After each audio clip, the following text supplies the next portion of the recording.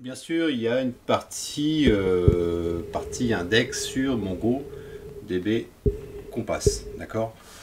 Donc ça c'est bien fait aussi à ce niveau-là.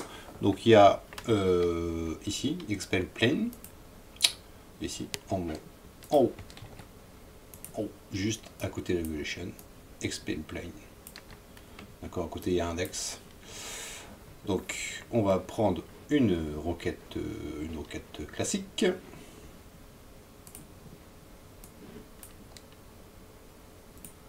Et on va taper par exemple rank, rank 10 ici, dans le filter.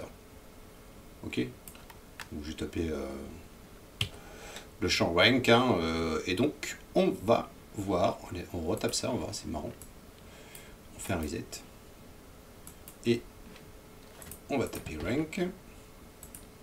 Je vais y arriver, hop là, avec deux accolades, c'est mieux. Voilà. Donc là c'est pas parti. Donc vous voyez ici il y a une petite. Donc là vous avez directement l'info call scan. Donc il a scanné toute la collection et on voit ici on a le temps en fait. Vous voyez, c'est sympa ça. 21 millisecondes. Bon c'est rien hein, mais bon. C'est pour monter. Et nombre de documents examinés. Et là 999 999. Donc là vous avez un petit warning. No index available for this query. Ok. Sorti memory, ça veut dire ce qu'il est sorti en mémoire. Non, donc index qui est document retourné 1. Il y a aussi la for JSON. Donc ici, vous pouvez déplier tout ça. Et on a des résultats aussi qui sont pas mal, enfin qui sont assez verbeux. Là aussi, on a exactement la même chose. 999 000, table à 7, DB formation, tout ce qui suit. D'accord. Donc là, vous avez vraiment toutes les infos avec le explain plan. Ok. Donc là, c'est comme si vous avez l'option execution stat. Hein, c'est la même chose. Ok. Dans la partie index, qu'est-ce qui se passe? Donc c'est là où on va créer notre index. D'accord. Donc on va choisir un index. On va prendre rank. Ok. Donc on peut après, une fois qu'on a choisi notre index, on peut choisir le champ. Vous voyez que c'est assez intelligent, on trouve directement les champs dans les documents. Vous voyez c'est puissant quand même. Desk, langage, name. Donc là je vais créer un index sur rank, ascendant. Et on a des options aussi ici, qu'on verra plus tard. C'est donc ici le champ, on a vu. Hein. Index in the background, créer un unique index, TTL, partial. Donc, après, il va y avoir des nouveautés hein, avec les nouvelles versions de MongoDB. On voit qu'il y a quand même pas mal d'options. Bon, il y en a quand même moins que sur SQL Server par exemple, mais on a quand même pas mal d'options pour ces index.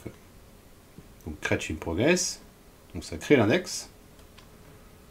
Vous voyez ici, on voit ici tous les index qui sont créés sur A7, d'accord, sur la collection A7. On a name qu'on a créé auparavant en mode console, le name où je me suis trompé, hein. Donc ça je peux le supprimer. L'ID qui est ça vous le savez maintenant, qui est créé par défaut quand on crée une collection, et celui que je viens de créer, d'accord. On voit aussi la taille de l'index, 12 MB, 13 MB, bon, c'est petits index, hein. 11 MB, 4,2 MB. On voit quand ça a été créé. Ok, usage. Donc lui, le 5 juillet, propriété unique. Donc ça c'est l'ID. Hein. Donc unique, ça veut dire qu'il n'y a pas de doublon. Ok, et si on supprimait, par exemple, je vais supprimer le name par défaut. Tout à l'heure où je me suis trompé, c'est ici.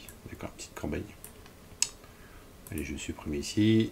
Donc si pour supprimer, je fais name underscore 1.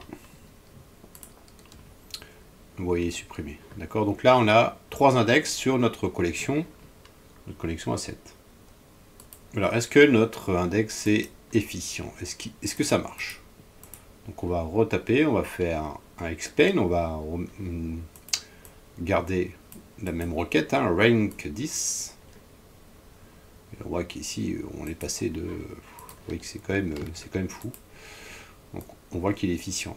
9499 000, là on est passé à 1. Ok.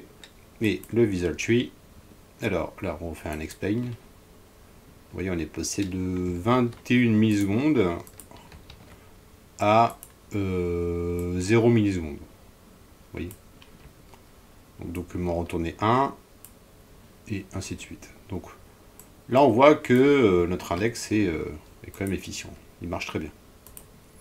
D'accord. Donc là, c'était pour vous montrer comment créer un index avec la version Compass.